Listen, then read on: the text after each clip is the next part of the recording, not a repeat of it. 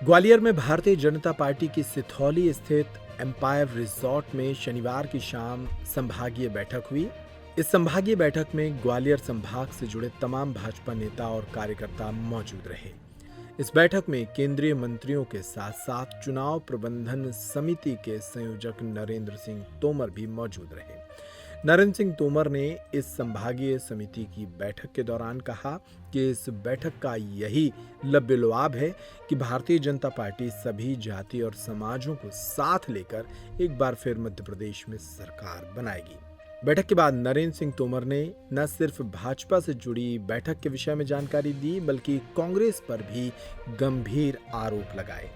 सुनिए, ग्वालियर पहुंचे केंद्रीय मंत्री नरोत्तम मिश्रा ने इन मुद्दों पर क्या कहा। देखिए, मध्य प्रदेश चुनाव की बेला में है।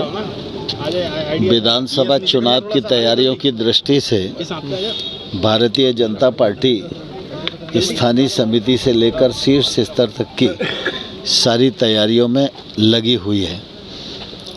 उसी के परिप्रेक्ष्य में आप सबने अनुभव किया होगा, पिछले 30 तारीख को इंदौर में हमारी संभागीय बैठक हुई। फिर वहाँ पर संभागीय बूथ समितियों का सम्मेलन भी संपन्न हुआ और एक तौर से चुनाव के अभियान की शुरुआत हो गई है।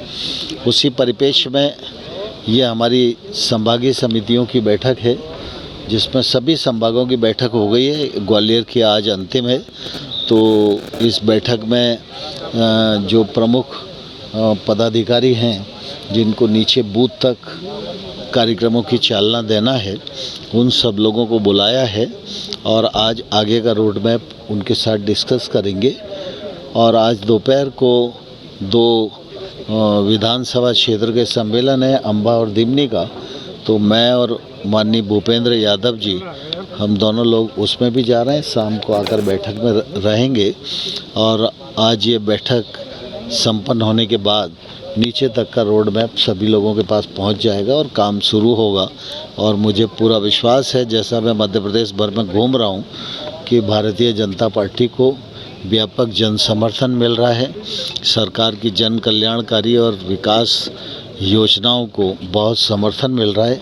उसके परिणाम स्वरूप भारतीय जनता पार्टी इस बार 2023 में अच्छा बहुमत लेके सरकार बनाने में सफल हो। सर, राहुल गांधी को सुप्रीम कोर्ट ने कहा है रोक कर दी है, क्या लगता है? वो उसके बाद कह रहे हैं कि अब संसद में तो बड़ा गूंजने वाले हैं वो।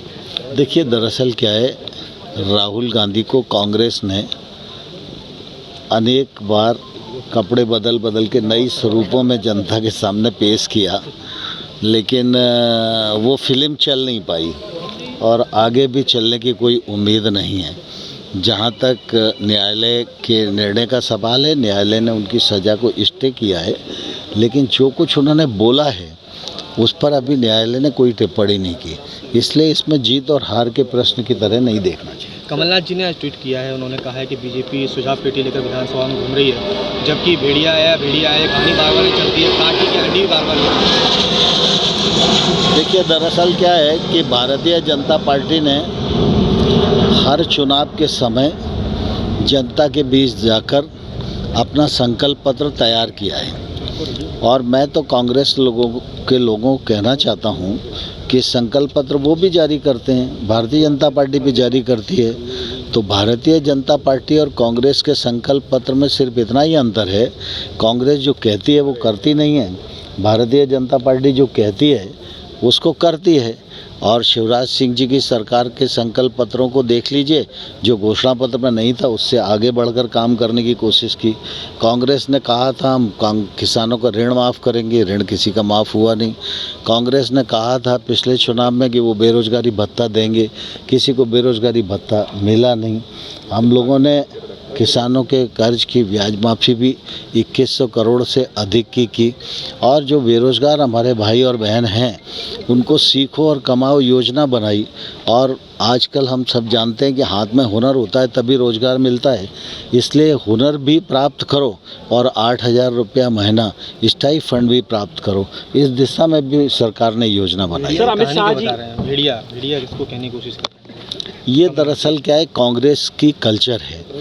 कांग्रेस में पहले इंदिरा जी थी तो कहा जाता था कि गरीबी हटाओ, गरीबी हटाओ, गरीबी हटाओ, गरीबी हटी नहीं। फिर राजीव गांधी आए, हर परिवार के एक आदमी को नौकरी देंगे, नौकरी देंगे, नौकरी देंगे, नौकरी दे नहीं पाए। तो ये कांग्रेस की संस्कृति है जिसको बार बार उद्धृत करते हैं। सर, अमित शाह जी आ रहे हैं, ग्वालियर चंबल अंचल दौरा है सर, किस तरह से? अभी तारीख तय होना है। ग्वालियर में प्रदेश कार्य समिति की बैठक है और उसमें अमित शाह जी रहें, ऐसा हम सब लोगों का आग्रह उनसे।